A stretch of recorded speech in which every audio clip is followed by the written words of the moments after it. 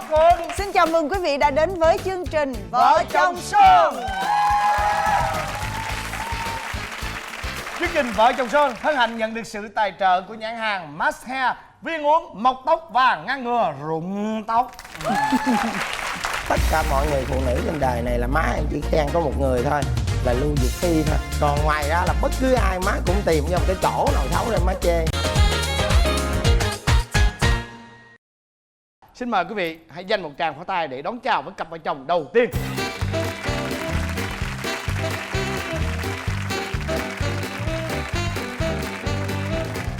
Xin chào hai bạn. Mời hai bạn giới thiệu về mình. Chào quý vị khán giả, chào anh, chào chị. Tôi tên Hoàng Anh, là phó hiệu trưởng của trường Trung học cơ sở Nguyễn Thái Bình ở Bình Chánh. Anh Hoàng Anh là không biết nay nhiêu tuổi rồi? Tôi sinh năm 1985, là năm nay tính tuổi Tây là 32, tuổi ta là 33. Trời ơi, 32. 32 tuổi thôi hả Hoàng Anh? Chuẩn dữ á. Ôi tôi kêu bằng anh nó sái cổ luôn à. Rồi tới Hoàng em. Vợ của Chào Hoàng quý Anh. vị khán giả, chào chị Hồng Quang, anh Quốc Thuận. Em tên là Phương Quỳnh, em làm thiết kế nội thất.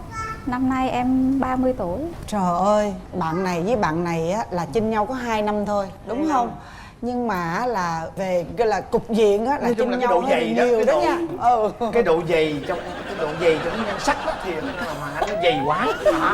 Bạn này tưởng bạn là chỉ có 20 mấy thôi hả? Thiệt có Đó. không, chắc có lẽ là anh nghĩ là Hoàng Anh chắc có lẽ là do làm việc nhiều quá hay là do học nhiều quá đúng không? Đâu quán xuyến cả một ngôi trường có Bởi đơn giản vậy. đâu. Quản lý Đó. Cũng may là cái mái tóc chưa có rụng đó. Rồi bây giờ Hoàng Anh và vợ là quen nhau lâu chưa? Từ ngày 20 tháng 11 năm 2011 là bắt đầu nói chuyện với nhau. Gặp nhau là từ ngày 1 tháng Giêng năm 2012. Trời ơi, Đó. nhớ kỹ luôn năm vậy sau hả? đó. Còn cưới nhau thì chính xác là ngày 26 tháng 7 năm 2015. Vậy thì quen nhau ở đâu? Quen nhau trên Yahoo á, trên blog. Mà lúc đó thầy cũng có thời gian cũng đi dạo chơi trên mạng. Bởi vì học trò mình nó tạo blog thì mình cũng phải tạo blog. Thì hãy nó kết bạn là mình đồng ý, để rồi sau đó mình lặng thầm mình xem coi nó đang làm cái trò gì trên đó. Nhưng mà nó đông quá rồi sao? Đông quá nhưng mà nó khoái chụp cái mặt nó bỏ lên lắm, cho nên là mình nhìn mình sẽ biết nó làm cái trò gì trên đó. chết với thầy. Tới bây giờ trên Facebook vẫn vậy, có nghĩa là học trò kết bạn là chấp nhận. Chấp nhận hết. Xong rồi sau đó là mình mới lặng thầm mình quan sát. Trời. Có nghĩa là gặp nhau ở trên Yahoo mà chắc là anh này là add fan anh trước hả hay sao? Dạ không, em ép em trước. Say hi đúng không? Dạ. Không, là hồi trước em quen bạn học chung lớp sư phạm với ảnh. Xong lúc đó có blog rồi đó, em mới vô em coi blog thì thấy ông này ổng viết á, blog về học trò rồi thấy nó đỉnh đạt. Sau em mới ép nick để đó. Sau rồi ông này bị bồ bỏ, 20 tháng 11 bị bồ bỏ. Sau rồi ông mới lên ông chat với em.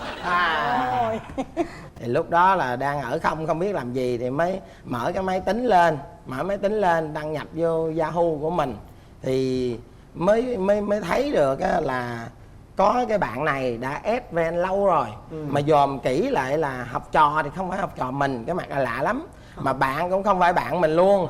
Tạm thời cái friend để đó mình nghĩ chắc phụ huynh hay sao đó.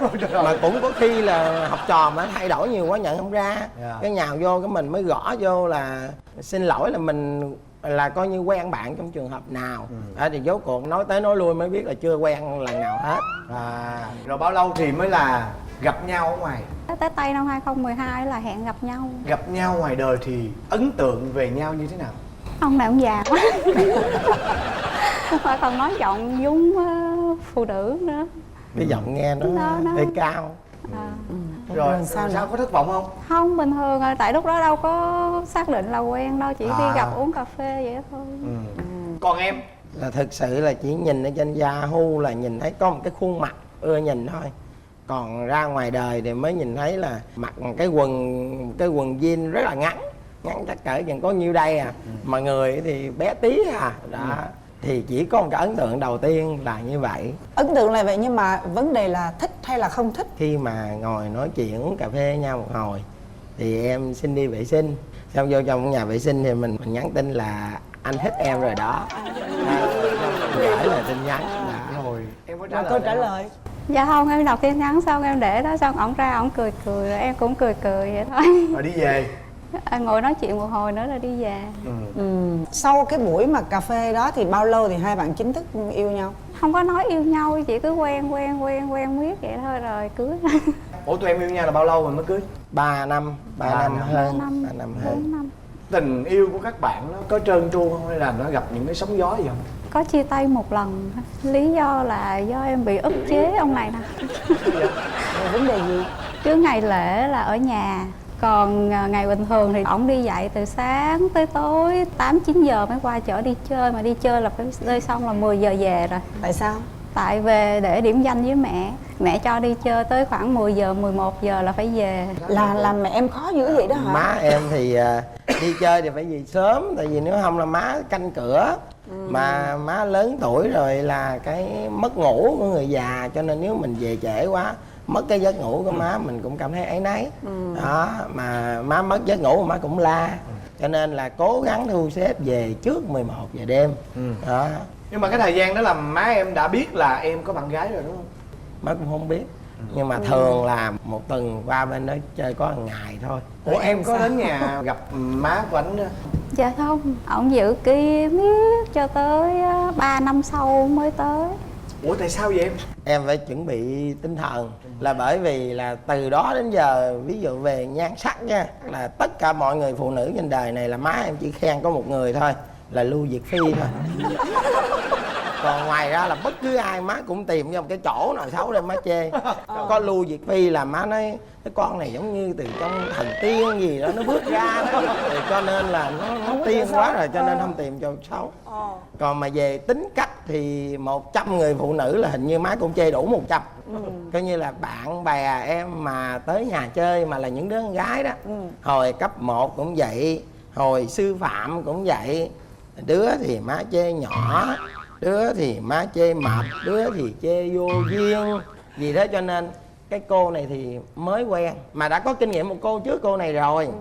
Cái cô trước á là má chê là nhỏ con quá, đẻ con ra chắc cỡ bằng cái lon Google à. Mình cũng tình thật nói thiệt, em có tật là em nói thẳng, cái gì em cũng nói thẳng hết á. Kệ chịu được chịu, không chịu được thôi, chứ giờ bây giờ mình giấu thì sau này về làm sao mà chấp nhận được. Mình mới nói với cái cô đó như vậy thì cái cô đó mới chia tay. Mình cũng sợ rằng cái tình cảm nó chưa có được bền vững. Về rồi cái má chê cái gì đó, cái mình ngứa mỏ mình kể ra cái nó lại chia tay nữa. Vì đó cho nên thôi kệ, mình cứ để cho cái tình cảm với chuẩn bị tâm lý cho cả hai bên. Ở bên đây cũng biết là má khó.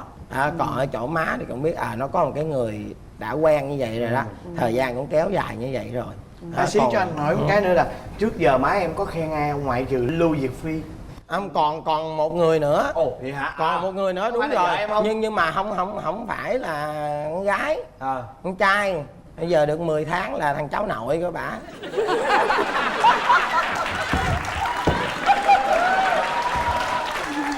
Trời ơi.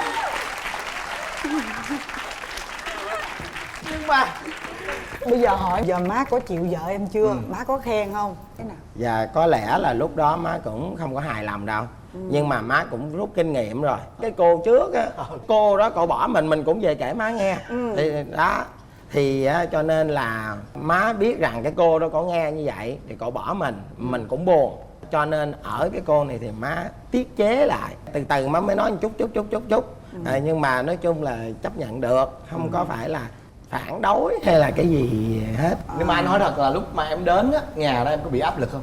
Dạ không, em bình thường tại vì ảnh cũng kể hết cho nghe rồi, chuẩn bị tâm lý rồi hết rồi. Lúc đó hai má con nói chuyện cũng bình thường Bây giờ á thì là cái mối quan hệ của hai má con làm sao?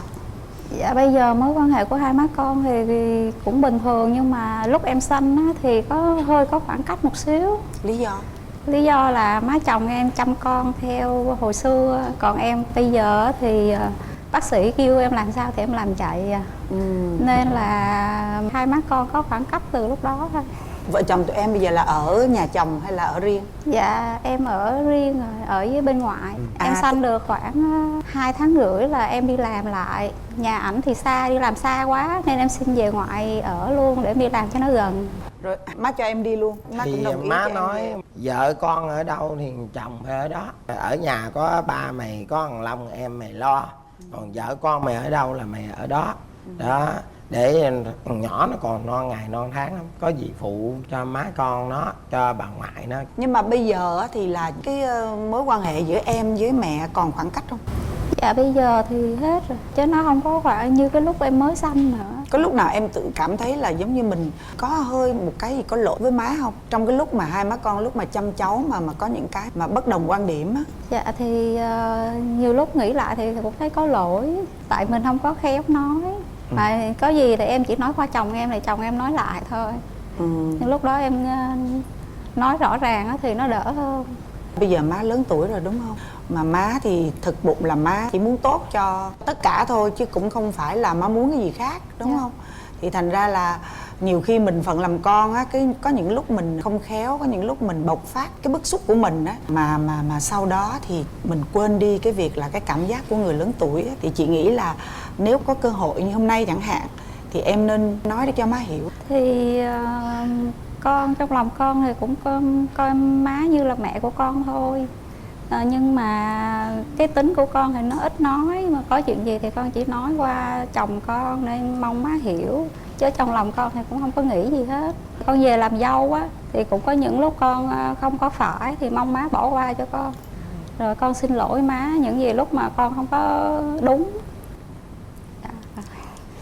Thế Châu có nói gì không? Dạ thì tính ra tới chương trình này thì vợ mới được nói với má nhiều như thế này. Chứ từ đó đến giờ thì vợ cũng ít có nói với má. Nhất là những cái chuyện mà về cái đời sống gia đình, mà những cái mâu thuẫn trong gia đình đó. Thì qua dịp này thì vợ cũng được bộc bạch với má. Và hy vọng là ở chỗ má cũng hiểu, vui vẻ, thông cảm cho hai vợ chồng. Thì trong cái thời gian sắp tới thì cái tình cảm gia đình nó sẽ gắn bó với nhau, yêu thương nhau nhiều hơn. Dạ.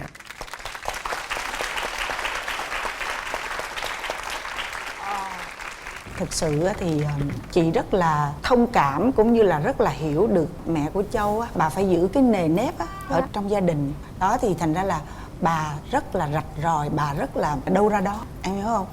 Thì đôi khi là giống như là cái cách giáo dục của bà cũng khác với những người mẹ khác. Ví dụ bà đòi hỏi con của bà rất là cao đó, giữ gìn từng ly từng tí một. Thì thực ra có những cái mà đứng về mặt lúc mình yêu nhau đó thì mình không hiểu được cái điều đó. Sau này khi mình làm cha làm mẹ rồi, mốt con em nó lớn lên sẽ hiểu là khi mà con em nó đi ra ngoài đời mà em không nắm được cái thời gian, cái địa điểm mà nó đang làm gì, nó ở đâu, mình chịu không có nổi. Đó là như vậy. Thì thành ra là chị nghĩ như vậy nè, tất cả những cái gì mà tụi em đã vượt qua rồi, đến được với nhau rồi, có một cái thiên thần quá đẹp như vậy á, thì đầu tiên á là phải cảm ơn mẹ mình, rồi mẹ chồng đã tạo ra mình, đã tạo ra chồng để bây giờ mình được gặp nhau, đúng không? Thứ hai, làm gì làm thì mẹ vẫn là mẹ, đúng không? Mình là con. Thành ra là chị thấy em sẽ là người chủ động, cũng như là có cái sự tiếp sức của Châu á, làm sao mà dung hòa cái mối quan hệ này. Thực ra mẹ nuôi chồng đến cái tuổi để mà gặp em á, bây giờ chồng phải báo hiếu. Em yêu chồng thì em phải phụ với chồng báo hiếu mẹ ha. Thì chị nghĩ là sau chương trình này nếu như mẹ có xem được thì mẹ cũng phần nào hiểu được em đã chịu được một thời gian như thế nào để mà đến được với chồng, để giờ có cái tổ ấm hạnh phúc như thế này. Thì em là người chủ động nên làm cái mối quan hệ với mẹ chồng á, đừng có xa cách nữa. Em chịu khó nói đi, đừng có nói qua chồng nữa, nói thẳng với mẹ luôn ha Cưng hả? Chị thấy là nên như vậy. Tốt hơn nữa nếu như mẹ của Hoàng Anh và vợ của mình, hai người phụ nữ đặc biệt trong cuộc đời của em, sẽ cùng ngồi với nhau, cùng tham gia chương trình Mẹ Chồng Nàng Dâu, được không nào? Rồi, xin chúc cho hai vợ chồng sẽ luôn luôn lúc nào cũng vui vẻ, luôn viên mãn với hạnh phúc của mình.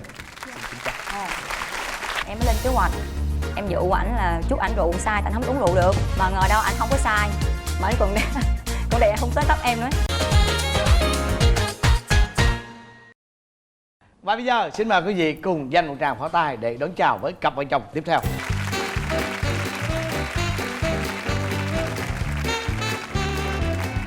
Chào hai em, mời hai em giới thiệu về mình. Dạ xin chào hai MC của chương trình. Em tên là Trịnh Thanh Long, năm nay 29 tuổi.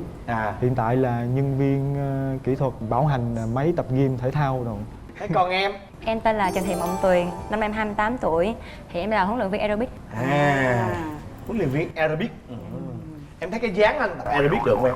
Dạ được, chắc là hết bụng được á anh. Thôi ơi, vậy hả? Được á nghe. 10 năm. Đó. Bên này là bảo hành máy tập thể dục, đây là aerobic. Chắc chắn các bạn phải quen nhau ở trong một cái phòng tập gì đó đúng không? Tụi em là quen nhau trước đó mấy năm rồi. Rồi đó, trật nữa thấy chưa? Cái mỗi lần mà ông Thuận ông đoán trật cái tôi đã sao đâu. Quen nhau sao đâu, kể nghe chơi. Chuyện cũng ngắn gọn lắm, thì cứ mỗi lần mà tới cuối tuần á là công ty em tổ chức cái chương trình hát karaoke để phát cho toàn thể công ty nghe nữa. Thì em là người chuyên cứ tuần nào cũng đi hết á. Dạ, thì có một nhóm nói là có con bé này cũng hát hay lắm, có gì anh dắt lên hát chung đi nọ. Thì mình cũng đâu biết ai đâu, thì hồi ra mới là con bé này lên. Rồi hai đứa lên sao? Khi em lên em chỉ cố tình gặp ảnh thôi chứ thật sự em không muốn hát hò vậy á. Là em đã kết ảnh trước rồi đúng không? Đúng rồi, tại vì nghe nói là ảnh hát hay, thứ hai là tóc tai của ảnh lúc nào cũng một bên thì chấn cao lên, một bên thì tóc dài thòn, lúc nào cũng vuốt keo, ảnh rất là gọn gàng. Thì nghe ảnh hát hay nữa, thành ra em muốn theo ảnh vô, sẵn xin số điện thoại của ảnh luôn. Đến đó là chỉ có mục đích là đến để mà gặp ảnh thôi. Lấy số điện thoại. Dạ đúng rồi, lấy số điện thoại đích chính của em. Còn anh này có biết cái mục đích của vợ không? Em thì chỉ nghĩ là có bạn mới lên hát chung với mình cho vui thôi, chứ mình cũng không biết để ý gì mấy. Rồi em có thả thính không? Dạ có anh. Em nói ảnh là cho em mượn máy để em gọi về nhà cho em. Thật sự là em lấy máy anh em đá số qua thôi. Rồi em mới ngồi xíu, ảnh hát xong em đi ra. Lúc em ra thì em giả bộ em chuột chân, có ảnh có phản ứng là ảnh có ra ảnh đỏ em không? Thì giờ em chuột chân cái ảnh ba anh ra đỏ liền như là. Ủa, có quay một vòng không? Không có phản bạn tới đâu anh ơi. Rồi bao lâu thì hai bạn mới quen nhau? Em nhớ chính xác là 29 tháng 9 năm 2012 là hai tụi em gặp nhau là yêu giờ luôn á, là ngày trung thu luôn á. Là lúc đó là em có bồ chưa? Chị hỏi đúng rồi nè. Lúc đó Có bồ. Dạ. Mà coi như là vẫn Dạ. tiếp nhận luôn. Bắt cá hai tay. Dạ đúng rồi. Bao lâu thì em mới biết được là ổng ngoài mình ra ổng còn một người nữa? Chắc là khoảng 6 tháng đó anh. Là em biết, em mới lên kế hoạch chút ảnh rượu sai, tại anh không biết uống rượu được. Anh uống chừng một chai là ảnh quắt rồi. Bữa đó rủ anh đi ăn chân gà nướng ở ngay lề đường anh, uống rượu mà rượu gạo nữa. Em với anh uống nửa xị. Rồi em mới hỏi cái chuyện con bé đó là sao đó. Mà ngờ đâu anh không có sai. Mà anh còn đè không tới tóc em á. Cái bữa đó là thất bại tràn trề luôn. Rồi cái lần hai có bắt được con cá kia không? Em cho ảnh thời gian á. Ý là em không có nói, nhưng em chỉ nói là anh cố gắng giải quyết câu chuyện của anh đi. Anh có nói là em đó là em gái thôi chứ không phải là người yêu. Em cũng tin là chuyện đó, nhưng mà em vẫn nghi ngờ con gái nhạy cảm lắm. Thì một năm sau thì cái hôm đó là em thấy là bé đó nhắn tin cho ảnh nhiều quá. Mỗi lần đi chơi là ảnh cứ đi ra xa không à. Bỏ đi nửa tiếng đồng hồ có quay lại. Ảnh nói nghe điện thoại bạn nó chỉ tới nửa tiếng đồng hồ. Rồi em giải quyết làm sao để mà dứt điểm luôn? Thì cuối cùng là mọi chuyện thì nó cũng đâu vào đấy, nó cũng dứt điểm luôn. Thì lúc đó là bé cũng từ bớt liên hệ với em lại. Từ đó là hai chồng là cứ quen tới lúc cưới. Rồi cưới nhau xong về rồi em còn bé nào nữa không? Còn anh nhưng mà lẻ tẻ lắm, anh lẻ tùm lum đó là không có chính thức. Nói chung là anh thả thính không có kiểm soát luôn. Thính không biết là đang thả thính nữa. Tức là sao? Là em cứ thấy phụ nữ là thả thính là hay sao? Đúng rồi chị, không cần biết người đó là như thế nào, chỉ cần biết là thấy phụ nữ là phải thả thính. Thả thính thì sao thôi nói chị nghe rồi chị Anh chưa giới thiệu đi anh, cái này là bản năng của anh á. Tôi không có thả thính được nha, tôi thả. Nhưng mà thả sao chứ? Ví dụ như mình phải đối tượng nó phải đúng điện như mình mới thả thính được chứ. Mấy lần tôi cũng thả thính thử, nó rớt thính hoài. Thì nhắn tin chat chít đồ này nọ đó. Đôi lúc thì em giấu vợ em tại em ham vui, nhưng mà sau này công nghệ nó hiện đại quá, nó cao quá, cũng không qua được. Bả còn tài cao hơn mình nữa. Trời ơi, chung tài khoản hai lao là cái gì cũng qua chứ. Vậy là cái năm đầu là năm thả thính đó phải không? Đúng rồi chị. Rồi bắt đầu tu từ lúc giữa năm hay cuối năm hay là đầu năm thứ hai? Cũng thả chị, nhưng có điều là không có nhiều lúc trước, ý là thả một cách nhẹ nhàng thôi chứ không phải là thả mà lâu ngày, chứ thả 2 giờ thôi. Thả. Ví dụ như gặp cái bé đó đi ngang qua đường, anh có phải thả một cái mặc dù không biết gặp nữa hay không? Vui ghẹo ghẹo chơi cho sướng miệng. Hoặc là khen bé là hot girl, hoặc ba là chụp hình với bé xin Facebook này nọ, ý là ảnh hay như vậy lắm. Ồ vậy đó hả? Mà đi với em cũng như vậy luôn? Đúng rồi chị, đi với em hai đứa ngồi chung một cái con thuyền đi chơi á. Cái thuyền kia bạn bé kia cũng đi ngang qua em, Và trong khi không biết người ta là cái gì hết mà quay lại chào em hot girl nha, chụp hình được không em, rồi trên Facebook lum. Bé kia cũng trả lời lại em nick anh là cái gì, trong khi bé không biết em là vợ của ảnh. Em cũng hơi bực mình một chút. Em có biết là vợ mình khó chịu về những cái chuyện đó không? Đôi lúc cũng biết mà do cái tật của mình khoái cho mình vui một cái, mình kẹo cho mình vui một cái tự nhiên Có lần mất nào hết. vợ em coi như là phản ứng? Có chân thật, đôi lúc là kịch liệt luôn á. Rồi lúc đó em chỉ Đứng hình. im lặng đứng hình, đúng rồi em. Xong rồi lần sau lại tiếp tục thả nữa. Có cái vụ thả thính nào mà nó bự thật bự mà nó làm ảnh hưởng tới cái đời sống vợ chồng của em? Dạ có, thì lúc đó ảnh thì thả cái bạn trong nhóm của em. Nói chung là em xem bé đó là bạn bè bình thường thôi. Ảnh thì thả thính bé đó, thả thính xong anh còn nói với em nữa, anh cứu bé đó được không? Em nói là bạn của em, anh làm sao thì làm. Chừng tuần 2 ngày nhắn tin nhau hoài luôn, cứ 11 giờ 12 giờ đó rồi nhắn tin cứ khúc khích hoài à. Em nói bạn bè nhắn tin gì tới 11 12 giờ đêm. Cái một tuần sau ổng nói đi công tác ở Campuchia, em thấy lo rồi. Cái em lấy điện thoại của ổng liên kết với máy tính của em á, qua đường link á, là Zalo của ổng á, là ổng nhắn tin cho bé đó em đọc hết. Sáng sớm mới 6 giờ bước ra khỏi nhà là ổng nhắn tin cho bé đó rồi, chụp hình tự sướng nữa. Anh đang uống cà phê một mình em. Đó, tối đó 2 ngày nhắn tin tới 12 giờ đêm, em đọc hết luôn, lúc em khóc quá trời luôn. Có khoảng 1 giờ sáng em mới nhắn tin cho ảnh, anh nói anh tính sao, em thấy đọc tin nhắn của anh hết rồi đó. Em chụp hình màn hình là em gửi cho anh coi á, anh cứng họng không nói gì em hết. Nói chung thời điểm đó là em cũng bị thất vọng, tại vì cái chuyện tình cảm không biết đâu mà anh xem trọng cái chuyện đó quá. Lúc đó em bị nghỉ việc, thất nghiệp ở nhà, em bị áp lực á, giống như mình không có việc làm ở nhà, chồng mình thả thính ở ngoài nữa. Thành ra nhiều khi em suy nghĩ là chắc chồng em chán ghét em sao em cũng không biết. Lúc đó em thời gian đó là sụp đổ nhiều nhất cái gì. Lúc đó em có nói với chồng em tất cả suy nghĩ này không? Em có chia sẻ nhiều, em có nói nhiều, chứ em cũng khóc nhiều nữa. Nhưng mà có lẽ là anh hiểu những điều em nói rồi, anh tạm ngưng nó rồi, nhưng mà cái chuyện đó anh cũng không bỏ qua được. Nhưng nó chỉ bớt thôi chứ nó vẫn tiếp tục như vậy. Thì cái chuyện đó là lớn nhất từ đó giờ. Rồi em cảm giác là em sẽ chịu đựng được cái này trong bao lâu? Đó. Chắc em không chịu đựng nổi, tại vì thật sự là cái nào như là một người mình có một cái mức giới hạn nào đó, mà khi mà mình vượt quá em sẽ bùng phát lên. Sự là em cũng muốn nhà chương trình giúp đỡ cho em với ảnh. Thật sự là em cũng nói hết lời rồi. Em có hiểu được cái điều mà vợ em đau khổ? Có chứ, thì em sẽ là dần dần em khắc phục lại cho cái tật của em. Tại cái tật của em nó bị ngấm từ xưa, thì bây giờ mình phải cố gắng khắc phục từ từ. Giống như ảnh thấy em dễ dãi quá, ảnh làm tới sao anh ơi. Còn một tật xấu mà em muốn chia sẻ luôn là em muốn anh khắc phục thì khắc phục nhiều hơn nữa là ảnh ra đường á là ảnh hay bạo lực lắm. Em quẹt xe với ảnh là bắt đầu ảnh xuống xe, ảnh chặn đầu đánh lộn rồi đó. Em mệt mỏi tính cái cách này, nhưng mà ảnh không đánh em, chỉ đánh người ngoài thôi à. Chưa bao giờ đến giờ? Chưa bao giờ đánh giờ, bạo lực người ngoài thì có. Đó là hai cái mà em Cảm thấy bất lực nhất anh, bất lực nhất. Lại không thay đổi được chồng của em. Và cái điều mong muốn của em đối với chồng thay đổi cũng là hai cái điều đó. Dạ. Ồ, chị hỏi em nè, một lúc nào á mà em phát hiện là vợ em á cũng giống như em á, thả thính với một người đàn ông nào đó, thì em có hình dung được là lúc đó em sẽ như thế nào? Lúc đó chắc em cũng như vợ em vậy đó, bực mình khó chịu đồ này nọ, bắt đầu phải tìm ra nguyên nhân phải làm sao. Có khóc Đó, không? em thì ít khi nào mà ấy lắm, mà khóc toàn là trốn mình không à, chứ không cho người ta biết. Thì vợ em cũng vậy mà, vợ em cũng giấu cảm xúc của cổ mà, cổ đâu có cho em thấy là cổ khóc đâu, đúng không? Đôi lúc cổ khóc la sùm trước mặt em, chửi em luôn. Rồi á, có khi nào em nghĩ tới là một lúc nào đó em sẽ mất vợ em không? Có bao giờ em nghĩ tới điều đó không? Có chứ chị, tại vì trên đời đâu mình đâu đoán trước chuyện gì đâu. Khi mình mới ngồi ở đây, ngày mai không thấy mình đâu là chị hiểu rồi. Đó thì em đang cố gắng cải thiện lại cái cách ứng xử của em với vợ này nọ, thì em đang học từ từ nè chị, đang học từng ngày luôn á. Mà có điều em muốn chia sẻ là anh thả thính với người ngoài được chứ em không thả thính với không. Từ lúc quen nhau tới giờ là chưa giờ thả thính em bao giờ hết á, chưa giờ nói lời ngọt ngào với em thiệt luôn á. Em không hiểu lý do tại sao nữa. Bây giờ hỏi thêm một câu nữa nè, ví dụ như bây giờ em thả thính với một người nữa, rồi em phải có cái sự chọn lựa, mà ở đây không ai ép em hết, chọn lựa bằng trái tim.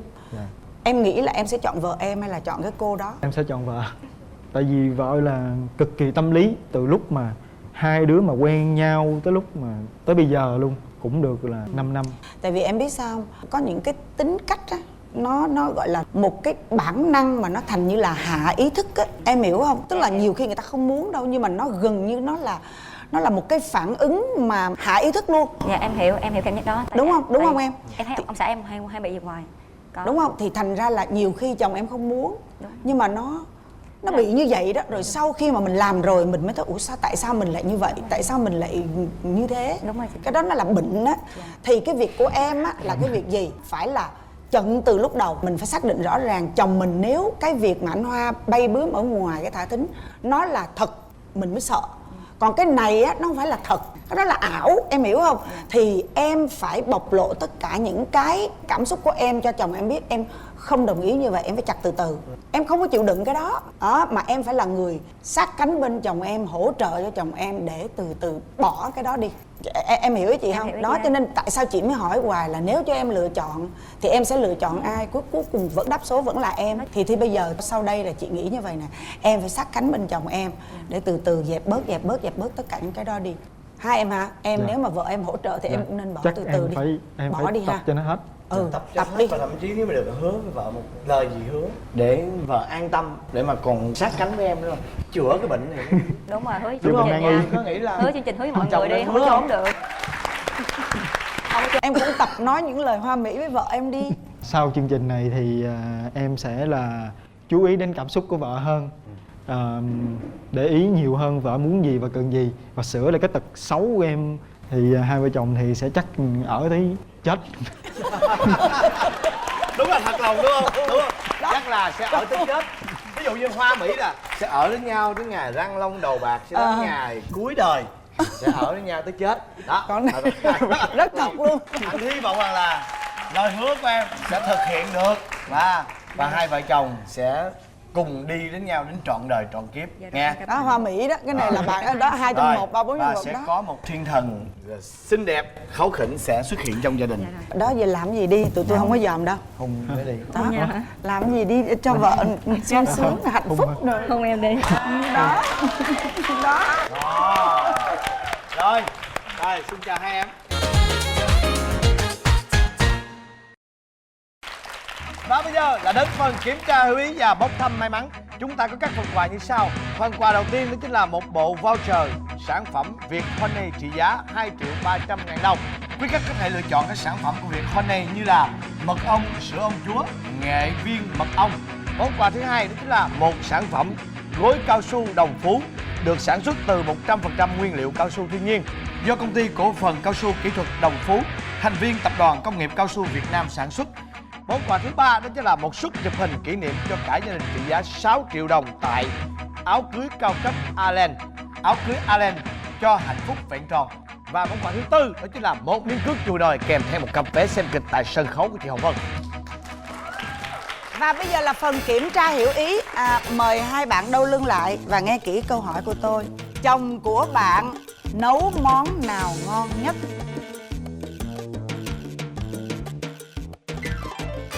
Đâu để coi Long nấu món gì ngon nhất. Mở ra. Mì gói. Hay quá. Rồi khoan, để xem. Để coi ông thầy này nghe, ông biết nấu món gì nghe. Thầy Hoàng Anh nấu món gì ngon nhất? Dạ đó. Trứng chiên, mì gói. Trời ơi. Như vậy là với kết quả món ăn rất là hào sản, mì gói. Cặp vợ chồng của Long sẽ được ưu tiên chọn một trong 4 màu sắc này đây. Màu gì? Màu hồng đi. Em chào cô Hồng. Ồ, màu hồng hả? Thiệt đương nhiên. Rồi, thầy Hoàng Anh, hai vợ chồng chọn màu gì? Màu xanh. Rồi, Chị màu gì? chị màu đỏ đi. Tôi màu Em vàng màu cho vàng mạnh đi. mẽ. Đó. Rồi. Thuận chị Vân mời trước nha, đếm nào. 1, 2, 3. Wow. Nào, chuẩn bị, đếm nào. 1, 2, 3. Bang. Như vậy, khán giả của tuần này chúng ta sẽ có một cơ hội nhận được phần quà. Đó chính là voucher sản phẩm Việt Honey trị giá 2.300.000 đồng. Và để nhận được phần quà này, chúng ta phải trả lời được câu hỏi của chị Vân. Và câu hỏi như sau. Cặp vợ chồng thứ nhất gặp nhau như thế nào?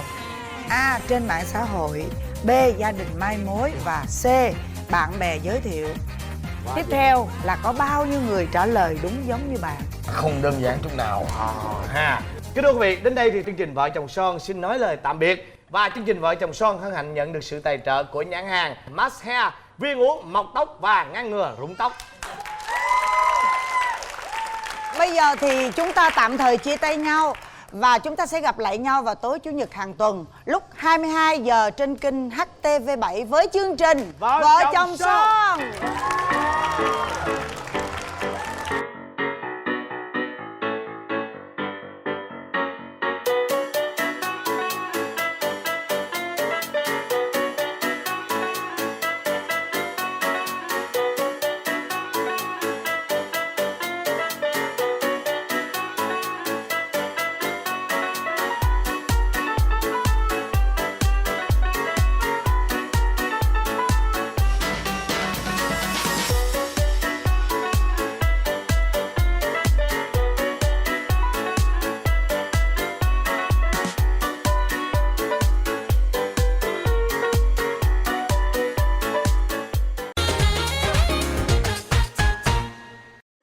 ai cũng kêu mập không à, em cũng kêu mập không. Lúc mà đi trời mưa cái em ngồi em núp vậy là không ướt. Đó là cái lợi thế mà khi mà lấy chồng mập. Tại vì em biết là lúc mà em thích chồng em sẽ là người chịu khổ nhiều hơn. Mà em không muốn là em chịu khổ nhiều như vậy. Cho nên là em mới dừng lại. Em muốn là bây giờ em chỉ cần một mình thôi. Chúng ta sẽ gặp lại nhau vào tối Chủ nhật hàng tuần lúc 22 giờ trong chương trình Vợ chồng son trên kênh HTV7.